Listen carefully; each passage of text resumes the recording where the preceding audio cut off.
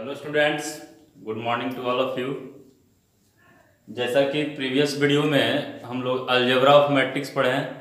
Algebra of matrix में matrix को किस तरह से दो मैट्रिक्स को आपस में जोड़ते हैं, घटाते हैं, स्केलर मल्टीप्लाइकेशन ऑफ मैट्रिक्स, किसी मैट्रिक्स को किसी लैम्डा वैल्यू से गुना करते हैं तो प्रत्येक एलिमेंट में गुना हो जाता है। मल्टीप्लाइकेशन ऑफ टू मैट्रिक्स, उसमें वगैरह वगैरह कंडीशन वगैरह भी था। और मल्टीप्लाइकेशन ऑफ टू मैट्रिक्स से रिलेटेड ढेर सारा नोट पॉइंट भी लिखवाए थे, 6-7 नोट पॉइंट लिखवाए थे। और एक नेक्स्ट प्रॉपर्टी है एडिशन सब्ट्रैक्शन मल्टीप्लिकेशन के बाद, जैसा कि आप देख रहे हैं, इक्वलिटी प्रॉपर्टी। तो आइए इस पर चर्चा करते हैं। इसका भी बहुत अहम रोल है मैट्रिक्स में। इक्वलिटी प्रॉपर्टी, सबसे पहले इसका कंडीशन है कि it should be of same order. दो मैट्रिक्स बराबर तभी होंगे जब दोनों का ऑर्डर सेम होगा।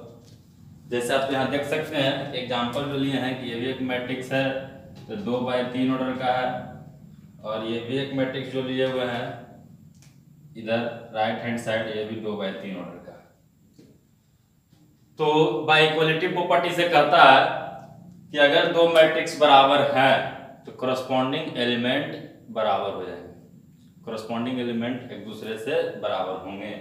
मतलब कि करस्पॉन्डिंग एलिमेंट अगर इनमें से आप 2 एलिमेंट लेते हैं, जैसे दूसरा नंबर रो है और दूसरा नंबर कॉलम में है, तो 2 एलिमेंट लेते हैं तो इधर से भी आपको 2 एलिमेंट लेना पड़ेगा जो कि 5 होगा। तो बी जो होगा वो ई जो होगा वो 5 के बराबर होगा। ये या फिर सिंपल आप ये कह सकते हैं कि ये वाले बॉक्स को सीधे उठा के इस पे रख दीजिए, जो जिसके सामने जाएगा वो उसके बराबर हो जाएगा। ऐसे हम प्रीवियस वीडियो में करस्पॉन्डिंग एलिमेंट का मतलब हम समझाए थे कि जितना एलिमेंट इधर से, जो एलिमेंट इधर से लीजिएगा वही एलिमेंट आपको RHS से भी लेना होगा। यानी से अगर 2-3 एलिमेंट ले रहे हैं तो इधर वाला भी 2-3 एलिमेंट एक दूसरे से बराबर होगा अगर दोनों मैट्रिक्स इक्वल है तब। और दोनों मैट्रिक्स इक्वल तभी होंगे जब दोनों का ऑर्डर सेम होगा। तो ये बस इक्वलिटी प्रॉपर्टी नहीं है, इसको दिमाग में रखिएगा। और जैसे हम लोग प्रीवियस क्लास में बोले भी थे प्रीवियस वीडियो में कि हम एक वीडियो बनाएंगे जो कि सिर्फ और सिर्फ क्वेश्चन रहेगा अलजेब्रा ऑफ मैट्रिक्स से। तो आज वही है कि पूरा क्वेश्चन रहेगा अलजेब्रा ऑफ मैट्रिक्स से। तो क्वेश्चन आपका फर्स्ट क्वेश्चन कि इफ मैट्रिक्स ए बराबर 1 1 1 0 देन a का power n is equal to what. a का पावर n कर सकता है, चाहे फिर a का power 100 is equal to what. a का power 5000 is equal to what. तब a गुने a गुने a गुने 5000 बार तो नहीं करेंगे। प्रीवियस वीडियो में बताए थे, इस बात को ध्यान रखिएगा कि जब भी पूरे मैथ की बात बताए थे कि जब भी ऐसा लगे कि हमसे कुछ ऐसा चीज पूछ रहा है जो कि ह्यूमन कैपेसिटी का चीज नहीं है, कि एग्जामिनेशन हॉल में उसको a 100 बार गुना करके हम निकाल लेंगे। a 100 बार कीजिएगा तो 3-4 घंटा तो उसी में लग जाएगा, तो उतना समय दे नहीं सकते हैं। तो आपको समझ आना कि जरूर कुछ टेक्निकल लगा हुआ होगा, और वो टेक्निकल आप कैसे पकड़ेंगे, इसमें किस तरह का टेक्निकल लगा हुआ। तो ठीक, हम a का पावर 100 नहीं निकाल सकते हैं, लेकिन a² तो निकाल सकते हैं, a का पावर 3 निकाल सकते हैं, a का पावर 4। तो हम बार बार फिर से इस बात को रिपीट कर रहे हैं कि जब भी ऐसा लगे कि ह्यूमन कैपेसिटी से बाहर का चीज है, तो उस केस में आपको क्या करना पड़ेगा कि 2-4 वो छोटा छोटा टर्म निकाल के पहले देखिए उससे रिलेटेड। a² निकालिए, a³ निकालिए, a4 निकालिए, तो खुद व खुद आपको पैटर्न दिख जाएगा और फिर आपको आंसर दिखने लगेगा। तो जैसे ठीक है, a का पावर n नहीं निकाल पाएंगे, a का पावर 100 नहीं निकाल पाएंगे, लेकिन a² तो निकाल सकते हैं। तो a² निकालते हैं, a² का मतलब आपका a इंटू ए। फिर बात को समझिएगा, स्क्वायर का मतलब नहीं समझिएगा कि अंदर में जाकर सबका स्क्वायर खट खट कर देंगे, वो ऐसा रूल नहीं। ऐसा होता था कि पावर 4 तो सबको पावर 4 कर देते, ऐसा नहीं होता है। मल्टीप्लाइकेशन ऑफ मैट्रिक्स का रूल है गुना करने का, कि दो मैट्रिक्स को आपस में कैसे गुना करते हैं। स्केलर की तरह गुना नहीं करते हैं, यहाँ पर दो मैट्रिक्स को आपस में रो टू कॉलम मेथड है, रो को कॉलम में ले जाते हैं, इस तरह से गुना करते हैं। तो उसी मेथड से गुना करना होगा।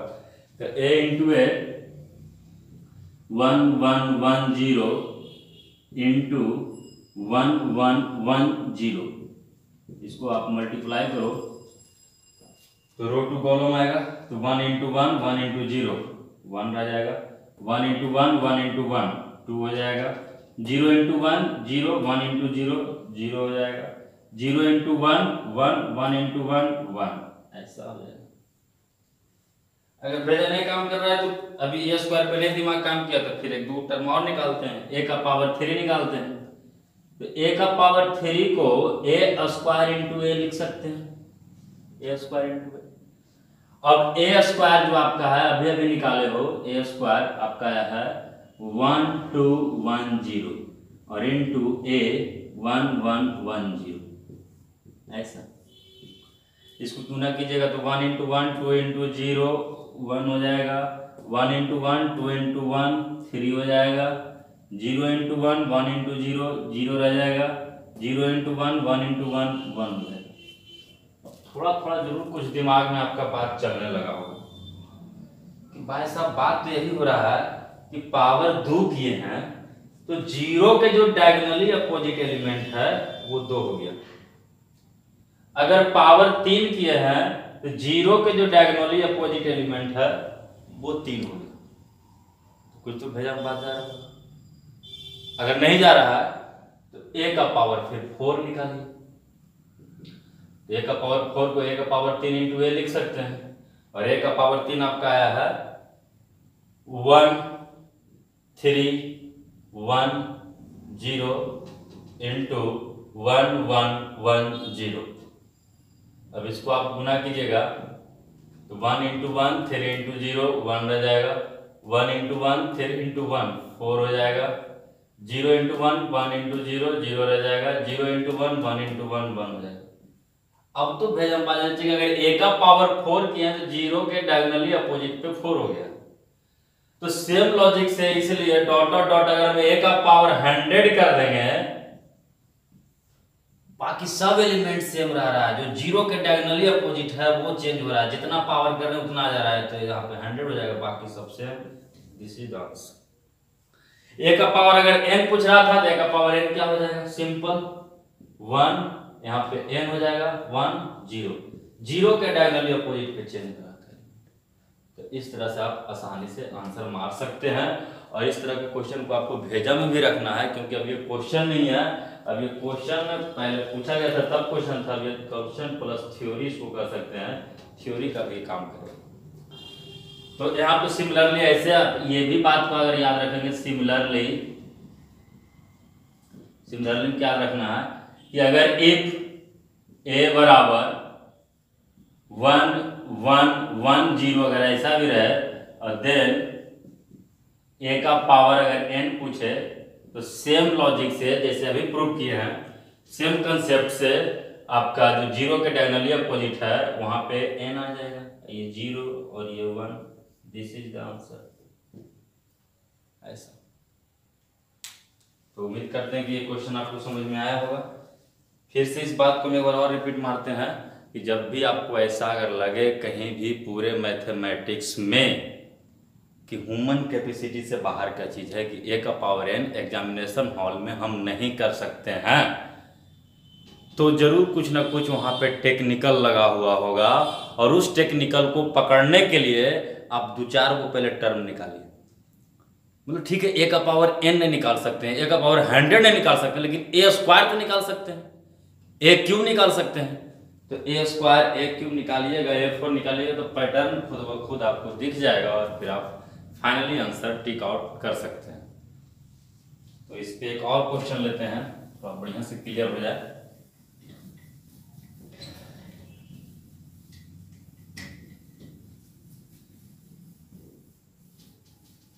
जो भी आपके छोटे भाई हो बड़े भाई हो अगर लॉकडाउन में ऐसी बैठा है तो उसको बोलिए कम से कम कि जाकर पढ़ो, यूट्यूब अपना खोल के दीजिए उसको, आपको पूरा एकदम यहाँ बेसिक लेवल से एकदम 0 लेवल से पूरा एकदम हाई लेवल तक जाएंगे, कोई कंसेप्ट नहीं छूटेगा। नेक्स्ट ये क्वेश्चन बहुत अच्छा क्वेश्चन है कि if 1 1 1 0 into 1 2 1 0 into 1310 into dot dot dot 1n10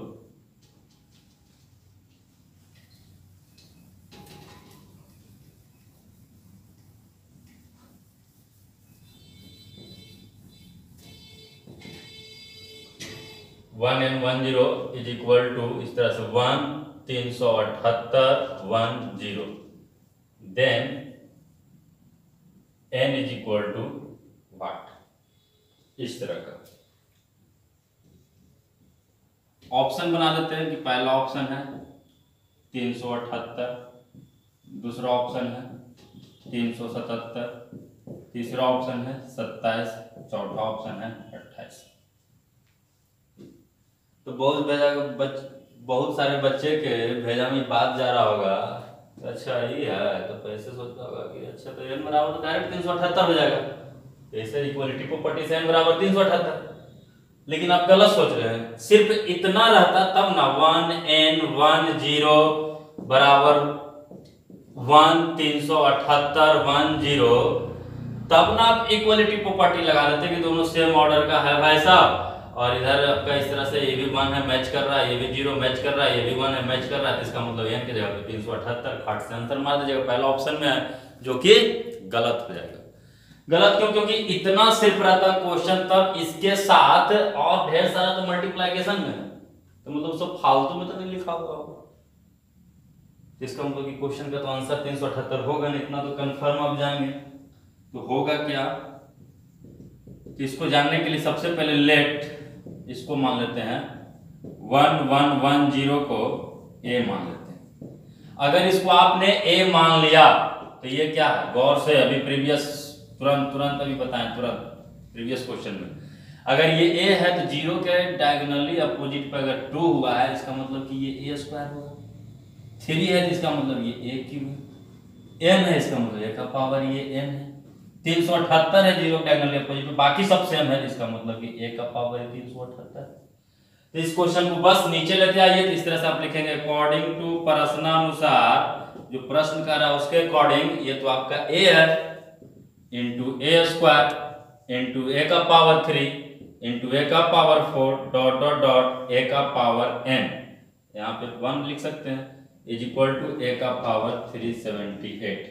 base same power add, तो पावर ऐड कर देंगे, तो यानी कि a का power 1 + 2 + 3 + 4 + dot dot dot plus n is equal to a का पावर 378। ये हो गया।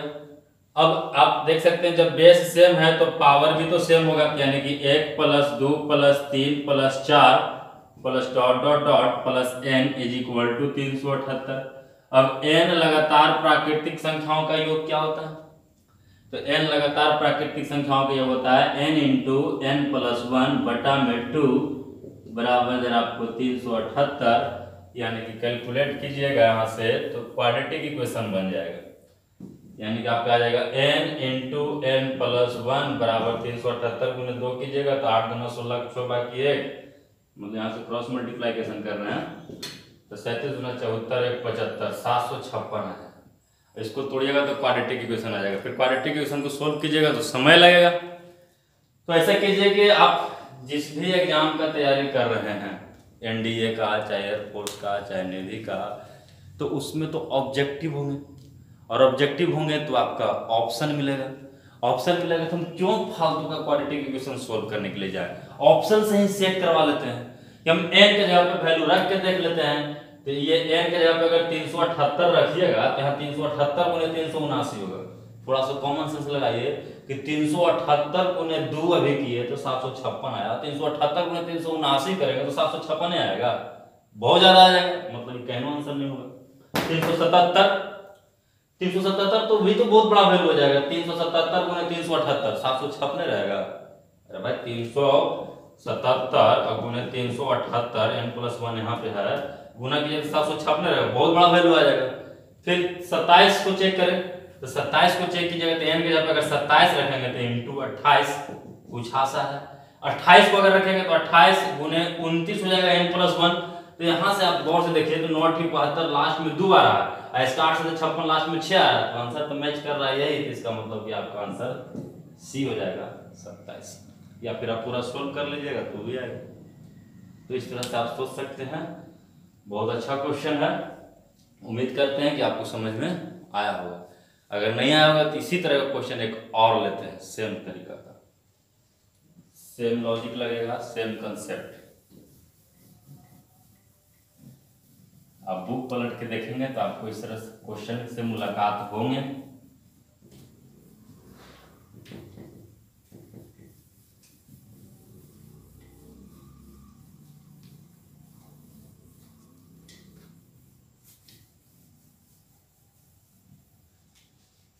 जैसे में सेम तरह का क्वेश्चन है कि if 1110 into 1310 into 1510 into dot dot dot. अब यहाँ पे हम पहले क्या था, लगातार बढ़ा रहे थे, जीरो के जो डायगोनली अपोजिट एलिमेंट था बाकी सब सेम रख रहे हैं, जीरो के डायगोनली अपोजिट एलिमेंट को खाली चेंज कर रहे थे। 1 3 प्रीवियस क्वेश्चन में लगातार था 1 2 3 4, यहाँ चेंज कर दिए हैं 1 3 5। कोई भी एपी बना देगा चाहे जीपी बना देगा, उसकी मर्जी। तो 1 3 5 डॉट डॉट डॉट, यहाँ 1, यहाँ पे एन नहीं लिख रहे हैं, एन टर्म्स लिख रहे हैं, और 1 0 बराबर 1 2500 1 0 then n is equal to 5। और ऑप्शन बना देगा आपको कि ए बराबर 2500, बी बराबर 2400, सी बराबर आपका 49 एंड डी बराबर 50, ऐसा कुछ बना दो। तो यहाँ पे आपका 1 चल रहा है, 3 चल रहा है, 5 चल रहा है। तो सॉल्यूशन के लिए सबसे पहले तो वही काम करेंगे कि लेट ए बराबर 1 1 1 0। अगर इसको आप a मान लिए हैं तो आपका ये क्या लिखा हुआ है, a का पावर 3 लिखा हुआ है। बात को बढ़िया समझना है। ये क्या लिखा हुआ है, सॉरी, ये क्या लिखा हुआ है, a का power 5।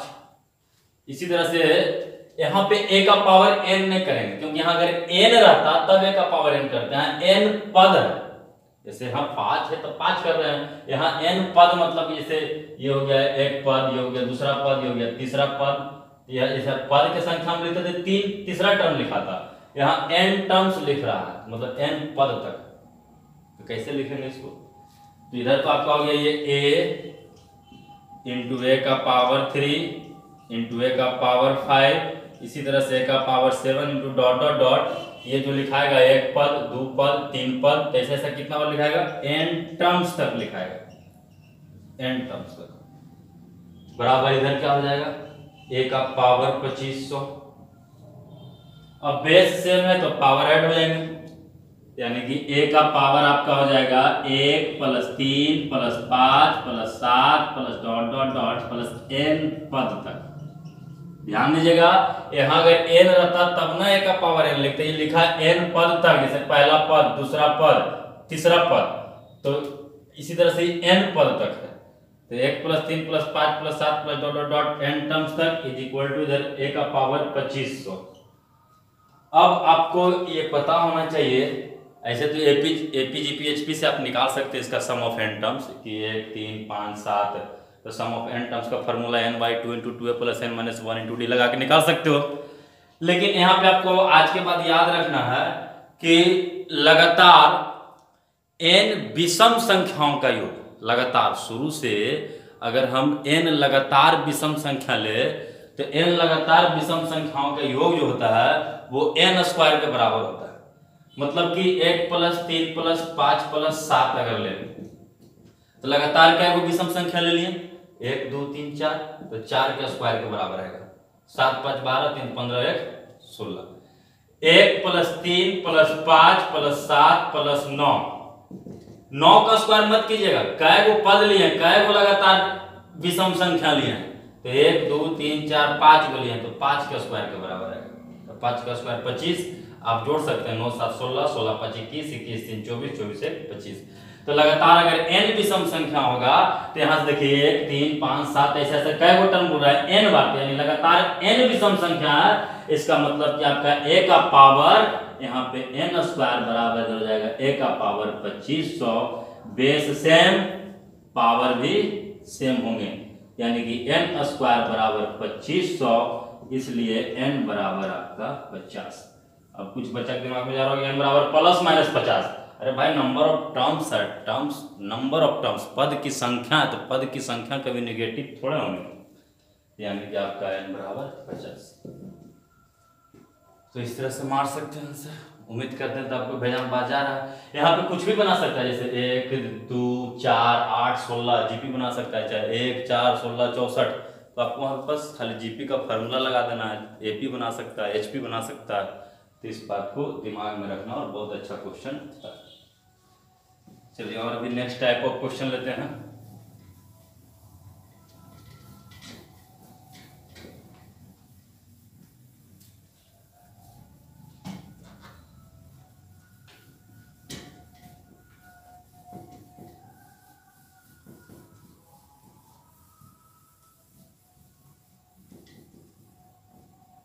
Next type of question जो आपका है वो बहुत ही हाईलाइटेड क्वेश्चन है, और 12th के एग्जाम दिए होंगे, ऐसे दिए ही होंगे। तो 12th के एग्जाम में इस तरह का क्वेश्चन बहुत मिलता है, चाहे फिर 12th जो पढ़ रहे हैं बच्चे अभी फिलहाल अपियरिंग जो होंगे, तो उनके लिए बहुत फायदेमंद होगा। क्या है, इस तरह के क्वेश्चन देगा कि इफ मैट्रिक्स ए बराबर 3 2 1 5 and a square plus x a plus by i बराबर 0, then find the value of x and y।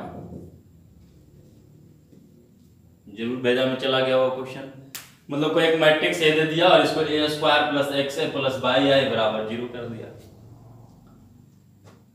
अगर आप इसको बेसिक से बनाएंगे तो 2 से 3 मिनट तो लग ही जाएगा बनाने में, लेकिन इसको हम लोग पहले बेसिक से बना के दिखा देते हैं ताकि कैसे बनेगा। उसमें भी कुछ कंसेप्ट छिपा हुआ है, तो उस कंसेप्ट को सीखेंगे हम लोग, बेसिक से भी इसको बनाएंगे, और लास्ट में हम शॉर्ट ट्रिक भी बताएंगे, शॉर्ट फॉर्म बताएंगे, जो कि एयरफोर्स नेवी के एग्जाम से पॉइंट ऑफ व्यू से बहुत ही इम्पोर्टेंट साबित होंगे। तो जैसे मैं अकॉर्डिंग टू क्वेश्चन, सबसे पहले तो हमको कह रहा है कहीं भी 0 लिखा हुआ है मैट्रिक्स में, उसका मतलब आपको समझना है 0 मैट्रिक्स। 0 कभी होता नहीं है, 0 मैट्रिक्स।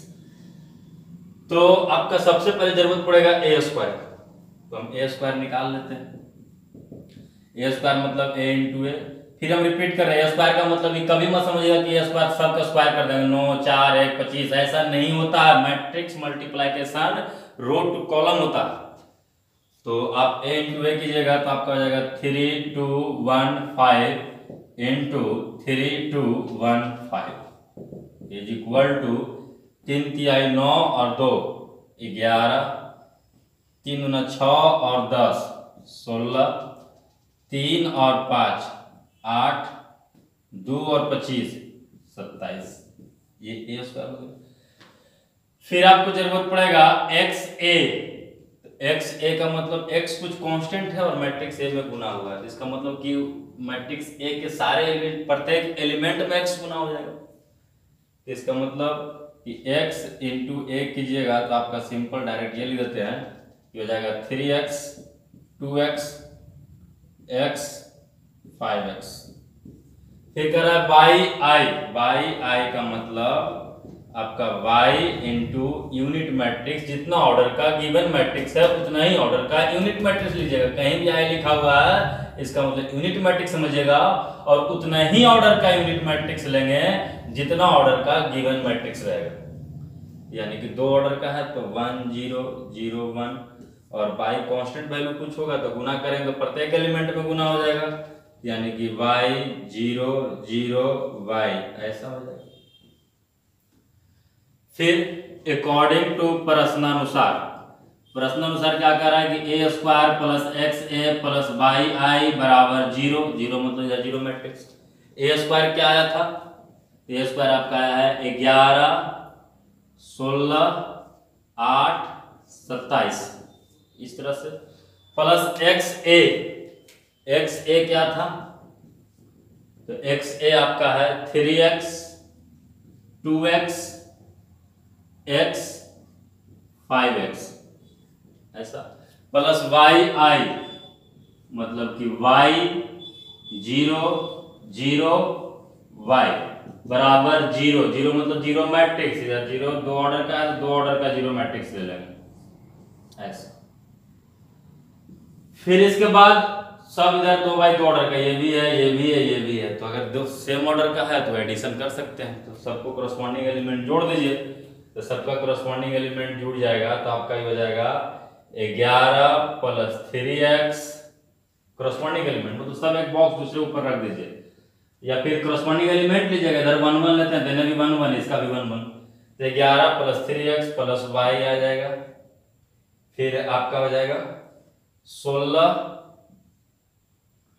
प्लस 2x और इसका 0, फिर आपका हो जाएगा 8 प्लस x करस्पॉन्डिंग एलिमेंट 0 हो गया, फिर आपका 27 प्लस 5x और plus y is equal to, इधर आपका है जीरो मैट्रिक्स यानी कि 0 0 0 0 ये। अब बाई इक्वलिटी प्रॉपर्टी से, बाई इक्वलिटी प्रॉपर्टी जो कि अभी अभी इसी वीडियो में बताए हैं सबसे फर्स्ट में, दोनों तो सेम ऑर्डर का है, तो इक्वलिटी प्रॉपर्टी से हम बराबर कर सकते हैं, बराबर कर सकते हैं तो हम कहीं से भी यहाँ से भी लिख सकते हैं 11 प्लस 3x प्लस y बराबर 0, 27 प्लस 5x प्लस y बराबर 0, तो x और y के बीच में दो इक्वेशन आ जाएगा, दोनों को सोल्व कर दीजिएगा, x और y का वैल्यू निकल जाएगा। लेकिन आप वैसा इक्वेशन लीजिए जहां से डायरेक्ट निकल जाते, ये भी तो हम कर सकते थे कि 8 प्लस x बराबर 0, तो 8 प्लस x बराबर 0 अगर कीजिएगा तो खट से आपको दैट इंप्लाई x बराबर आपका -8 आ जाएगा।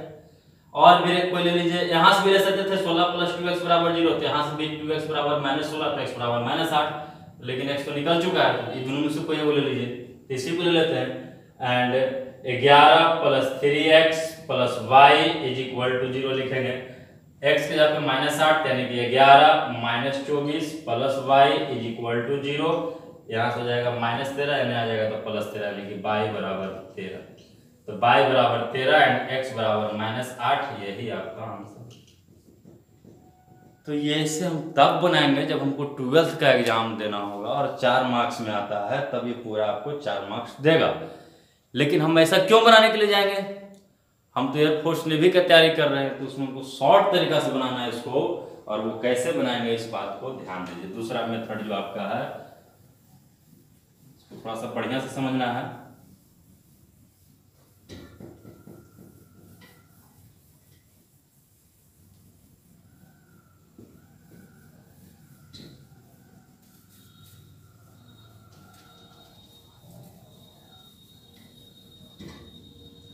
किस तरह से बनाना है आपको,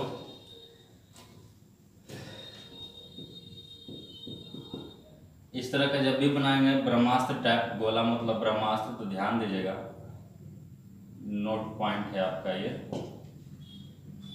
कि जब भी एक कोई ऐसा मैट्रिक्स दे दे ए, और वो 2x2 ऑर्डर का दे चाहे 3x3 ऑर्डर का दे, और आपका इस तरह का कोई पॉलिनोमियल इक्वेशन टाइप दे दे, क्वाड्रेटिक इक्वेशन, क्यूबिक इक्वेशन, मतलब कुछ भी एक इक्वेशन टाइप दे दे, लीनियर इक्वेशन भी हो सकता है, क्वाड्रेटिक लीनियर क्यूबिक कुछ भी दे दे, तो आपको करना क्या है कि determinant of a minus lambda i is equal to 0 के बराबर कर देना, मतलब इस मैट्रिक्स का डिटर्मिनेंट निकाल देना। और डिटर्मिनेंट जब भी यहाँ पे क्वेश्चन जब भी ऐसा देगा तो निश्चित रहिए आप कि आपको ऐसा जब भी क्वेश्चन देगा तो आपका ये स्क्वायर मैट्रिक्स ही यहाँ पे देगा, तभी तो डिटर्मिनेंट निकालेंगे। तो a minus lambda i is equal to 0, अभी कहिएगा sir a minus lambda is equal to 0 का होता है, बस इसको खाली कॉपी में लिखा रहने दीजिए, अच्छा लगेगा। आपको ये खाली समझना है कि इसका मतलब ये होता है कि जो भी वहां पे मैट्रिक्स दिया है उस मैट्रिक्स के प्रिंसिपल डायगोनल एलिमेंट पे लैम्डा घटाकर डिटर्मिनेंट निकाल देंगे और 0 के बराबर इक्वेट कर देंगे।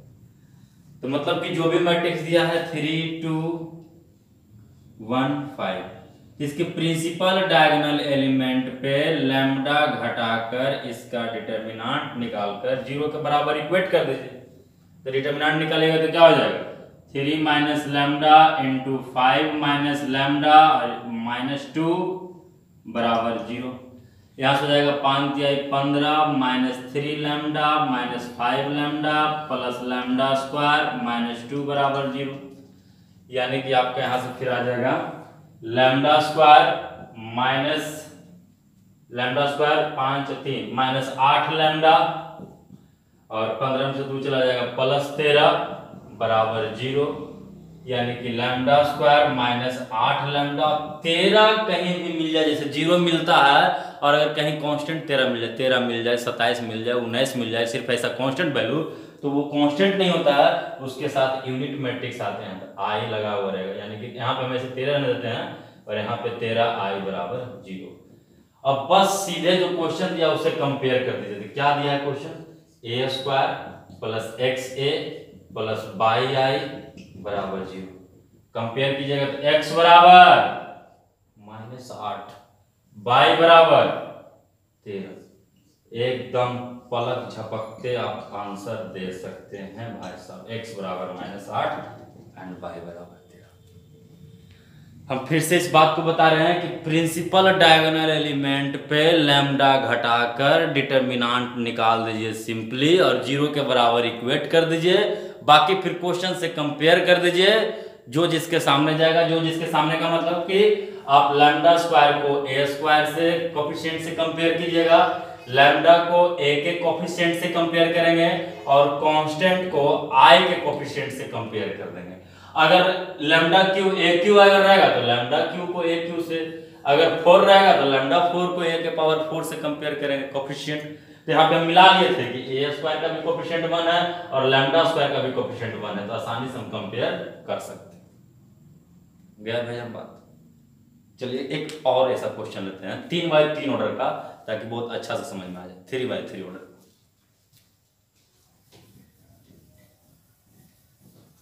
सारा कंसेप्ट आपका निचोड़ कर एकदम हाथ में दे दिया जाएगा भाई साहब। सिर्फ बने रहें और लोगों को बनाए रखे थे।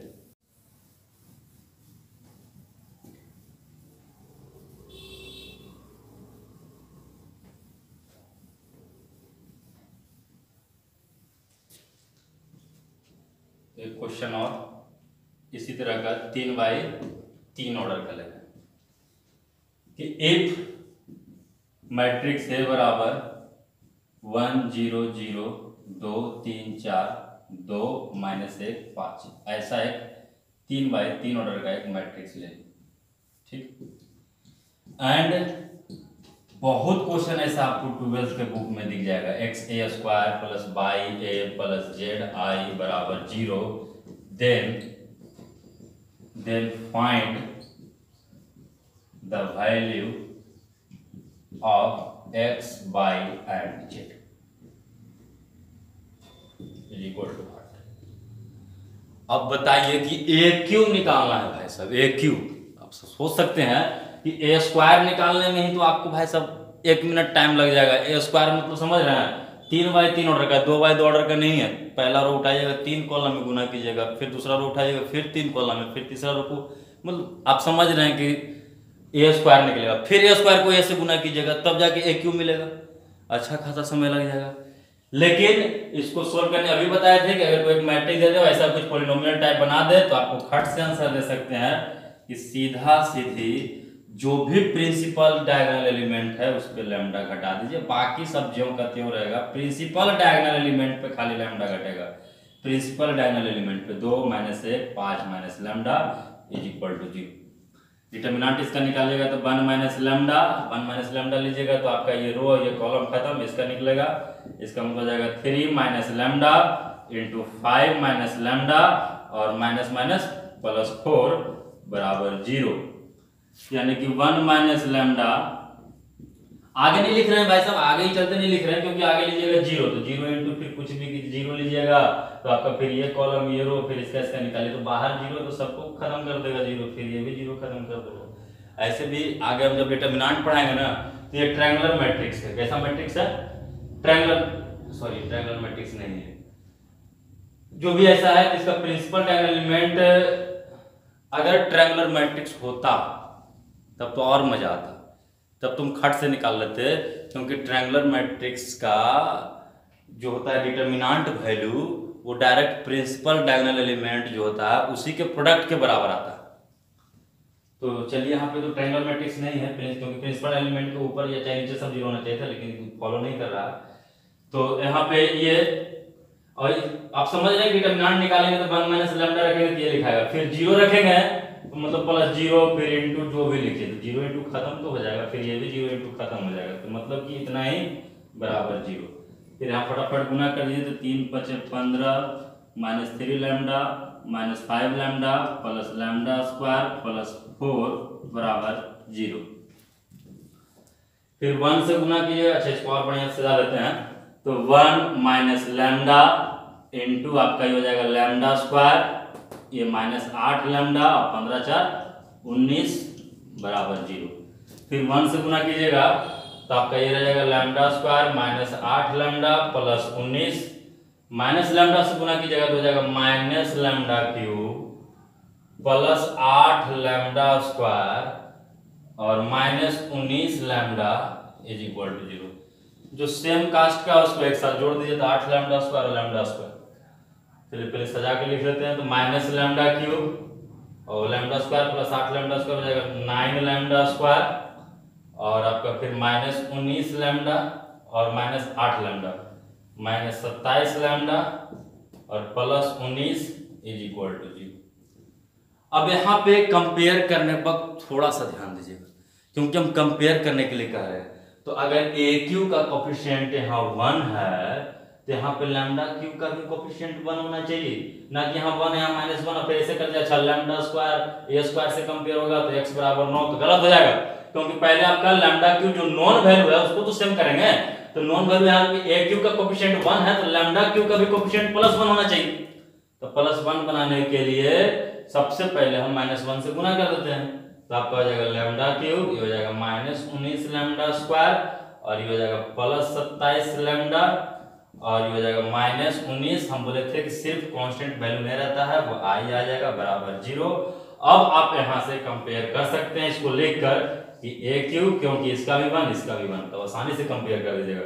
Plus x A square plus y A plus z I बराबर 0।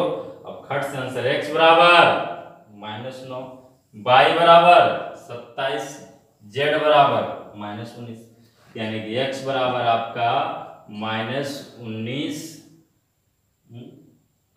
ये 9 है सॉरी, हाँ x बराबर -9, y बराबर 27 एंड z बराबर -19। This is the answer. तो उम्मीद करते हैं कि आपको ये सारा क्वेश्चन भेजा में गया होगा और आज इतना ही रहने देते हैं, बाकी नेक्स्ट क्लास में और नेक्स्ट क्लास जो आपका होगा यानी कि नेक्स्ट वीडियो में वो होगा ट्रांसपोज मैट्रिक्स। और ट्रांसपोज मैट्रिक्स का हम एक ही वीडियो बनाएंगे और ट्रांसपोज मैट्रिक्स के अंदर ही आ जाता है सिमेट्रिक, अस्क्यू सिमेट्रिक मैट्रिक्स, और बहुत ही एक ही वीडियो में हम पूरा बात दे देंगे जो कि एक भी कंसेप्ट बाहर नहीं होगा। और ट्रांसपोज मैट्रिक्स खोजकर दुनिया में जितना भी बुक है यानी मार्केट में आपका जो लेवल की तैयारी कर रहे हैं वो सब खोज के बनाइएगा, इवन जेई मेंस तक खोज के बनाइएगा, टोटल बनेगा। सिर्फ बशर्ते बढ़िया ढंग से पढ़िए, पूरे चैप्टर में आप जेई मेंस तक हम बना देंगे, आपको कवर करा देंगे ताकि आपका एनडीए फोर्स में भी आसानी से निकल सकते। एक छोटा सा बात बताते हैं, ये चलते हम थोड़ा सा ज़्यादा कवर कराते हैं कि एग्जाम का दौड़ कितना होता है। दौड़ तो सिर्फ 1600 मीटर लेता है, लेकिन कोई भी बच्चा 1600 मीटर नहीं दौड़ता है, सारे बच्चे 1800 मीटर दौड़ता है। यस और नो? दौड़ लेता है 1600 मीटर का, लेकिन सब बच्चा 1800 मीटर का प्रैक्टिस करता है। कोई साइंस कॉलेज में दौड़ता है, पटना में, चाहे अपना निजी ग्राउंड कहीं भी दौड़ रहे हैं तो वहाँ पे हमेशा ये गलत फहमी बनाकर दिमाग में कि भाई साहब वहाँ पे ज़्यादा दौड़ाइए देता है 200 मीटर। तो मतलब एक ये गलत फहमी जो बनाया वो अच्छा के लिए बनाया है। अच्छा है कि आप 1800 पे प्रैक्टिस कर रहे हैं, और 1800 पे प्रैक्टिस कर रहे हैं ताकि कि 1800 पे चलते प्रैक्टिस कर रहे हैं ताकि कि 1600 वाला छूट ना दे। और ये बात को दिमाग में रखिए, 1600 मीटर से 1 मीटर में ज़्यादा एयरफोर्स ने भी दौड़ाएगा, 1 मीटर भी दौड़ाएगा ज़्यादा तो केस हो जाएगा उस पर। 1600 मीटर दौड़ाता है, लेकिन ये गलत फहमी पालना हमारे लिए अच्छा है कि भाई साहब वहाँ 200 मीटर ज़्यादा दौड़ाता है तो हम 1800 पे दौड़े। तो उसी के पॉइंट ऑफ व्यू से जब दौड़ने का बारी है तो आप 1600 मीटर की जगह पे 1800 दौड़ रहे हैं, क्योंकि वहां पे दिमाग नहीं लग रहा है, हाथ गोड़ लग रहा है तो दौड़ रहे हैं। लेकिन जब पढ़ने का बारी आता है तो एयरफोर्स नेवी का सिलेबस इतना है तो पढ़ना चाहता है इतना ही पढ़ना चाहिएगा तो नौकरी लगेगा इंडियन एयरफोर्स नेवी में। भाई सब दौड़ना है 1600 दौड़ते हैं 1800, अब पढ़ने के बारी है इतना तो पढ़ते हैं इतना।